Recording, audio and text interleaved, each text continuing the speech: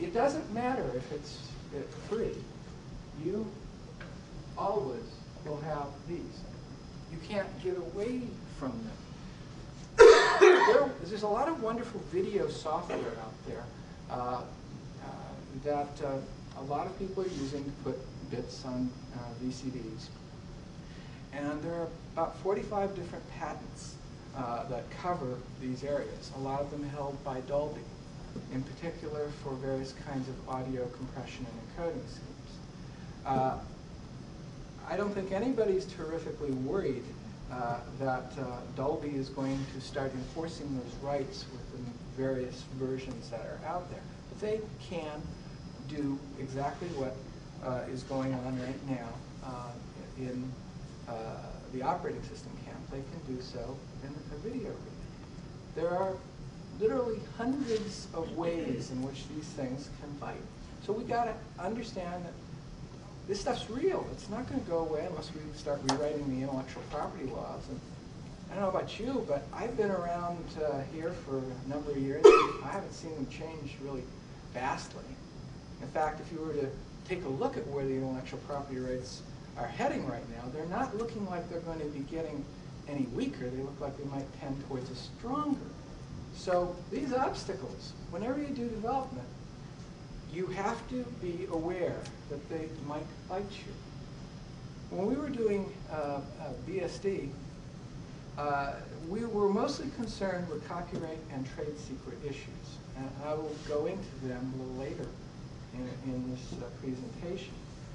But the biggest thing that was really, really concerning us was that we had so many developers that were contributing. And that's really the power of the open model. The open model, by the way, is going to completely erase the closed model eventually. Even, I think, Microsoft will become a part of that, simply because of the laws of economics. With so many people putting so much effort into the same things, scalability-wise, how can you get around something like that? Even if Microsoft were to invent a closed-source AI model where they didn't even need people, they would still not be able to scale, even if they covered all of Redmond with computers hip deep, because you still need to have people make the decisions. The developer is the person who makes the difference here. And the developers, I think, got in the shaft over the past 20 years. And I'm really very upset about that, because the developer is the one where the future comes from in the first place. We need more developers, not less developers. We don't need to be shipping it out of the country. We need to be making a world of software development. The PC is just the beginning, not the end. And so I think this is going to be a real challenge for us as a whole. If you're going to be doing open development, how are you going to finance it?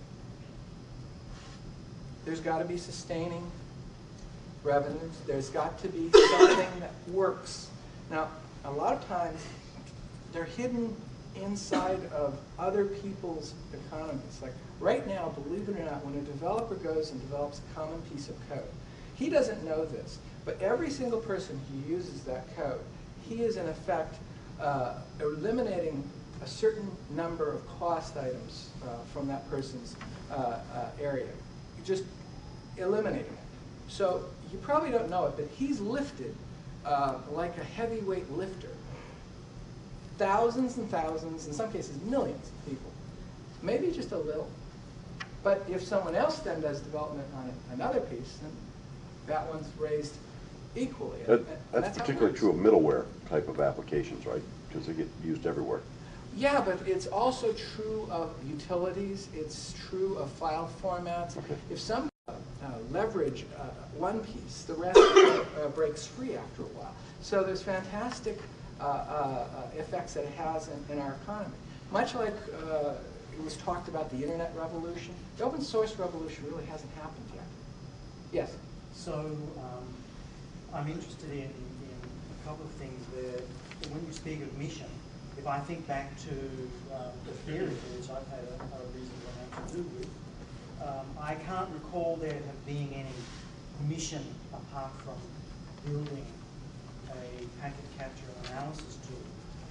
And there's been no financial support to people, to anybody really on the team. We've all just been a group of people who have decided that we wanted to contribute code.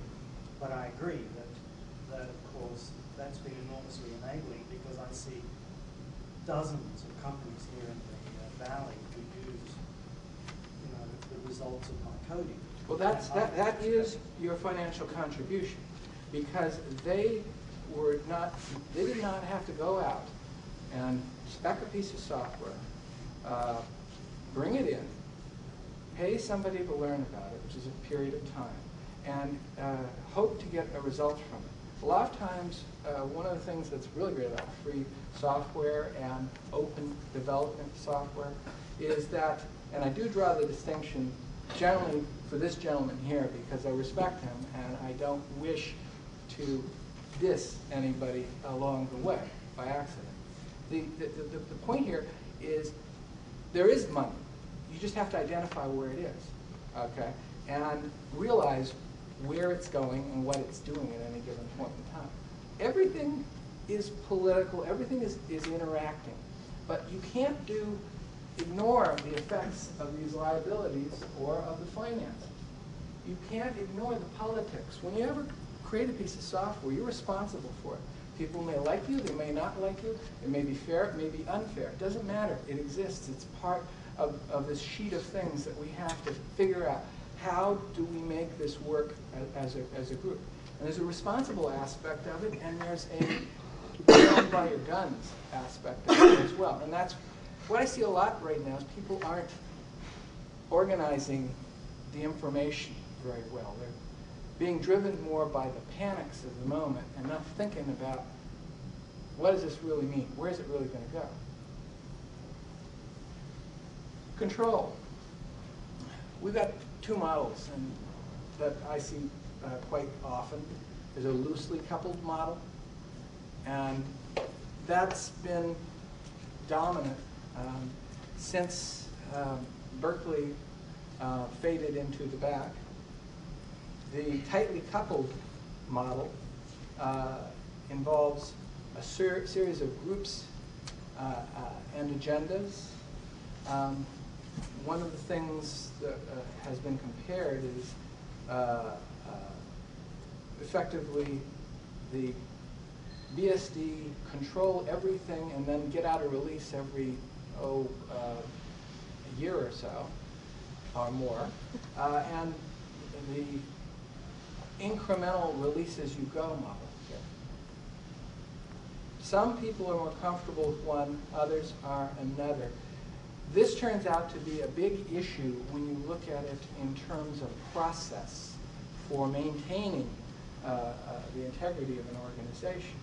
If you can make both work, I don't see any issue for it, but you can't be loosely coupled without having some way of maintaining the integrity of the source space at any given point in time. When we get too loose, we create opportunities for things to go wrong, and that's something that one doesn't want to see. On the other hand, if it gets too tightly coupled, then there becomes lots of competing agendas here, and it's very hard for the average user to sort them out. So the user ends up going, I'm so confused. All I want is something to work for me. That's an error. I had a crash on my disk on the way over. It was lots of fun. And I guess we lost this too.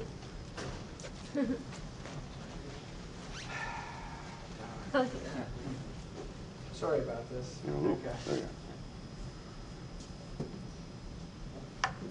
My experience with this comes out of the University of California, Berkeley, where I was a student in the 70s, and I spent quite a bit of time after being a student there being involved with various efforts. There are a lot of big names. There are a lot of names that have contributed to this stuff.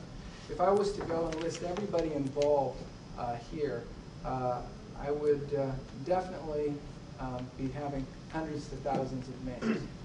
And I would still not be probably getting every last one of them at any given point in time.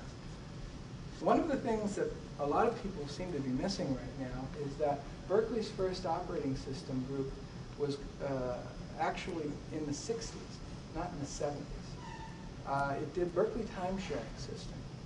And I have some of the code for it if you're interested in taking a look at it. It ran on an SDS 940 computer. It was one of the first demand-paged operating systems of the time. It was a transistor computer with lots and lots of core memory. The last one I saw that was operating was over in the chemistry department because they had some codes on it that they couldn't replicate anywhere else. And Butler Lampson and a number of other people were responsible for it. Ken Thompson, by the way, was at the design review meetings for the Berkeley time-sharing system. And there are things like fork and there are things like exec in the Berkeley time-sharing system. And it was really interesting because I mentioned this once during the USL lawsuit that was going on between Berkeley and various and sundry groups. And the attorney woke up and left the room. And I found that very interesting. Suddenly, there was a change in the air, I understand, from the way things were going there. See, a lot of times people forget history. They forget where this stuff comes from. The fact that there's been a considerable amount of integrated work by researchers over several years. Dennis Ritchie once commented to me that he thought that UNIX was nothing as much as a modern implementation, this is back in the early days, of the compatible time-sharing system done at MIT many years ago, CTSS, that ran on IBM 7094. Now, he's not really saying that there's a one-for-one correspondence there, because the machines were very different. The way it handled interrupts, the way it would process memory and work disk drives and things like that is a radically different machine than, say, a PDP-11. Although I've often heard a Cray supercomputer, Cray 2, Cray 1s, having characteristics that were very similar to a PDP-11 because of their segmentation registers and the way in which you would tend to optimize and program them. So weird parallelisms are present with a lot of this stuff. I find that some of the algorithms that I did on the PDP-11, like the segmentation and overlays that was done then, can be used to extend the space of a 32-bit microprocessor just as effectively as it did a 16-bit processor. So if you think about it, algorithms come out in and out of vogue all of the time. And good scientists and good businessmen track